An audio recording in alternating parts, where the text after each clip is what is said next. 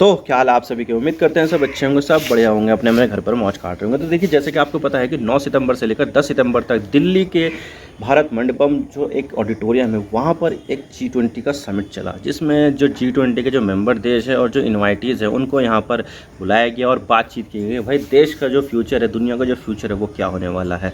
तो यहाँ पर बहुत सारे एग्रीमेंट साइन किए गए हैं यहाँ पर। और G20 के जो समिट है उसमें यहाँ पर एक म्यूचुअल स्टेटमेंट भी दे दिया गया, यानी कि यहाँ पर सभी देशों की रजामंदी से एक स्टेटमेंट दे दिया गया है। जो जितने भी G20 के जो अभी मीटिंग हुई अब तक, उसमें एक भी बार नहीं हुआ था, लेकिन यहाँ पर इस बार जो फाइनली है दे दिया गया है जॉइंट स्टेटमेंट। और इसके बाद यहाँ पर जो मोदी जी हैं, उन्होंने यहाँ पर जो इसकी अध्यक्षता है वो ब्राज़ील के प्रेसिडेंट लुला इनेशियो डी सिल्वा को दे दिया, क्योंकि यहाँ पर जो अगला G20 का जो समिट है वो अब ब्राज़ील में होगा। अब भारत से जो प्रेसिडेंट है वो चली गई है। और ख़ास बात यह है कि जो G20 का जो समिट है वो G20 के नाम से होने वाला आखिरी समिट है, क्योंकि देखा जाए तो इसमें अफ्रीकन यूनियन भी शामिल हो गई है, यानी कि पूरा जो अफ्रीका का जो कॉन्टिनेंट है उसमें यहाँ पर पूरी यूनियन बनी हुई है सभी देशों की। 55 देशों का यहाँ पर जो अफ्रीकन यूनियन है वो संगठन है, तो यहाँ पर G20 में उसको भी शामिल कर लिया गया है, क्योंकि यहाँ पर अफ्रीका से किसी भी देश को रिप्रेजेंट नहीं किया जा रहा था। तो फाइनली यहाँ पर किसी न किसी को तो मेंबर बनाने पड़ता, क्योंकि अफ्रीका में बहुत ज़्यादा पोटेंशियल है और भारत को भी यहाँ पर काफ़ी ज़्यादा संभावनाएं दिख रही है। तो फाइनली यहाँ पर अफ्रीकन यूनियन को भी एक मेंबर बना दिया गया है, जो अब G20 से G21 हो गया है। लेकिन मुझे नहीं लगता कि इसका नाम बदला जाएगा। अब देखना ये होगा कि अगले साल इसका नाम बदला जाता है या नहीं बदला जाता है। लेकिन इसमें जो सबसे ख़ास चीज़ हुई है, जिससे यहाँ पर जो चाइना है उसको काउंटर किया जा सकता है, वो ये है कि एक यूरोप, मिडिल ईस्ट और इंडिया के बीच में एक रेलवे लाइन और एक शिपिंग लाइन बनाई जाएगी, और इसका जो इंफ्रास्ट्रक्चर है वो डेवलप किया जाएगा। और इसके लेकर यहाँ पर जो बाइडेन है, पीएम मोदी है, और जो सऊदी अरब के जो लीडर है MBS यानी कि मोहम्मद बिन सलमान, उनके बीच में भी यहाँ पर एग्रीमेंट हो गया। और यहाँ पर बहुत ही जल्द ही इस चीज़ के ऊपर काम भी शुरू हो जाएगा। और आप देख सकते हैं कि जो चाइना का जो BRI प्रोजेक्ट है ना, बेल्ट एंड रोड इनिशिएटिव, उसको यहाँ पर ये तगड़ी चोट पहुँचाने वाला है। और इसके बारे में हम आगे बात करेंगे धीरे धीरे। और ये जो इकोनॉमिक कॉरिडोर है जो मिडिल ईस्ट, यूरोप और इंडिया को जोड़ेगी, उसको बनाने के पीछे बहुत ही तगड़ा कारण है, और वो कारण जो है वो है पीछे इसके चाइना। और इसके पीछे चाइना क्यों कारण है वो मैं आपको यहाँ पर एक्सप्लेन कर देता हूँ। तो देखिए, यहाँ पर आपको मैं बता दूँ कि चाइना की जो इकोनॉमी है बहुत तगड़ी तरीके से जो है ना ग्रो कर रही थी। आप देख सकते हैं कि ये अमेरिका से भी बराबर पहुँचने वाली है, और कुछ सालों में शायद अमेरिका की जो इकोनॉमी है उसको भी यहाँ पर पीछे छोड़ दे, जिसकी वजह से जो चाइना है वो एक सुपर पावर की हैसियत अब रखता है। क्या है वो, इकोनॉमी के मामले में हो या मिलिट्री के मामले में हो या फिर वो सॉफ्ट पावर के मामले में हो। उसके पास तो वैसे भी UNSC की एक परमानेंट सीट है, तो इस वजह से यहाँ पर जो चाइना है उसको एक सुपर पावर यहाँ पर माना जा रहा है। इकोनॉमी तो बहुत ही तगड़ी हो गई है इसकी। और यहाँ पर इसी को साबित करने के लिए और इसको पूरी दुनिया में डोमिनेंस करने के लिए चाइना ने अपना एक BRI प्रोजेक्ट को लॉन्च कर रखा है, यानी कि बेल्ट एंड रोड इनिशिएटिव, जिसके जरिए चाइना दुनिया भर के जो देश है वहाँ पर निवेश कर रहा है, इन्वेस्टमेंट कर रहा है कि आप यहाँ पर रेलवे लाइन भी बनाओ, आप यहाँ पर पोर्ट भी बनाओ, और यहाँ पर रोड भी बनाओ तगड़े तगड़े, यहाँ पर railway line, container port, railway जो टर्मिनल होते हैं वो बनाओ, और इसके लिए हमसे पैसा लो, हम यहाँ पर आपको उधार देंगे। अब देखिए, यहाँ पर जो चीज़ है वो काफ़ी ज़्यादा अमेरिका और जो वेस्टर्न देश है उनको लिए काफ़ी ज़्यादा खतरे की बात हो रही थी,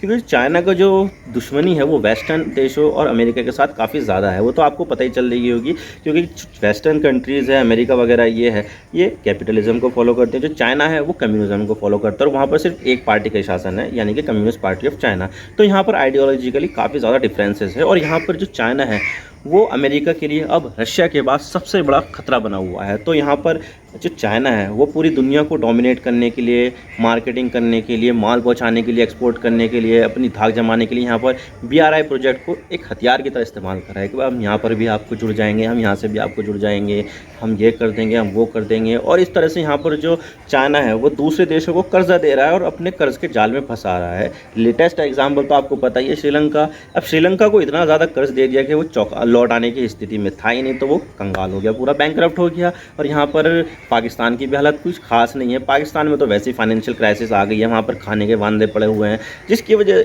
यही बताई जा रही है कि यहाँ पर बहुत ही तगड़ा निवेश कर रखा है पाकिस्तान ने बेल्ट एंड रोड इनिशिएटिव के नाम से, जहाँ पर ये गवादर पोर्ट वगैरह जो बना रही है। लेकिन यहाँ पर पाकिस्तान बर्बाद ही हो जाएगा, क्योंकि चाइना का जो लोन है ना वो लोगों को बर्बाद कर देता है, जबकि जो वेस्टर्न कंट्रीज़ और अमेरिका वगैरह लोन देते हैं, इससे जो लोग हैं उनके यहाँ पर, इससे जो कंट्रीज़ है वहाँ पर इंफ्रास्ट्रक्चर जो है वो डेवलप होता है, जिसकी वजह से उनको लोगों को ही फ़ायदा होता है। तो यहाँ पर चाइना के लोन में और वेस्टर्न कंट्रीज़ के लोन में काफ़ी ज़्यादा फ़र्क होता है। लेकिन फिर भी यहाँ पर चाइना जो है वो अड़ा रहा और यहाँ पर अपने PRI प्रोजेक्ट पर लग रहा है कि भाई हम तो यहाँ पर बना के ही रहेंगे। तो इसकी भी काट यहाँ पर इन लोगों को ढूंढनी थी कि भाई हम यहाँ पर चाइना को किस तरह से काउंटर कर सकते हैं।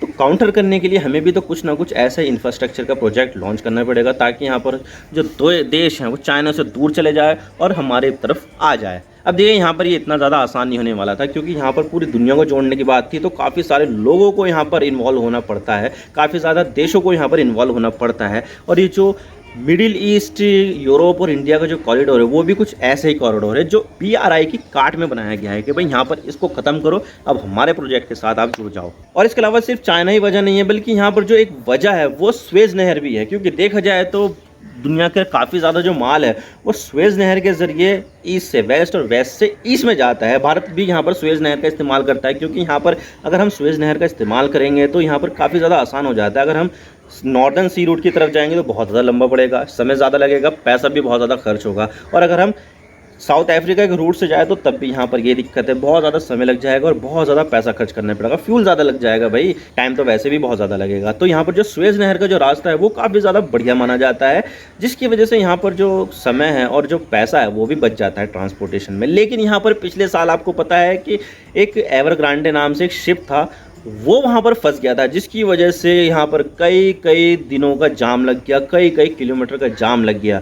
और यहाँ पर पूरी दुनिया को, और यहाँ पर कई बिलियंस ऑफ डॉलर्स यानी कि हज़ारों लाखों करोड़ रुपए का नुकसान हो गया था, जिसकी वजह से यहाँ पर बहुत ज़्यादा दिक्कतें हो गई थी। सामान लोग कई देशों में तो महंगे हो गए थे, क्योंकि वहाँ पर समय से पहुँच नहीं पा रहे थे। तो जो स्वेज नहर का जो रास्ता है वो कई सारे देशों के लिए बहुत ज़्यादा डिपेंडेंट है। तो इस वजह से यहाँ पर जो चीज़ें हैं वो दोबारा ना हो, तो उसके लिए भी यहाँ पर कहीं ना कोई सा तो जो इलाज है उसका करना चाहिए था।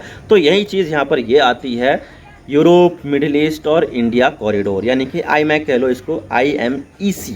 और अगर मैं कॉरिडोर की बात बताऊं तो कॉरिडोर के ज़रिए यहाँ पर सबसे पहले शिपिंग लाइन से इंडिया और UAE को जोड़ा जाएगा। अब देखिए शिपिंग लाइन तो सीधी है, बस अरेबियन सी में जाओ और स्ट्रेट ऑफ हॉर्मुज में दुबई के रास्ते वहाँ पर पहुँचा दो माल, शिपिंग के रास्ते यहाँ पर पहुँच गया, शिप के ज़रिए वहाँ पर पहुँच गया, क्योंकि लैंड रूट बहुत ज़्यादा लंबा पड़ जाएगा और पाकिस्तान के संबंध तो वैसे भी हमारे साथ बहुत ज़्यादा बिगड़े हुए हैं।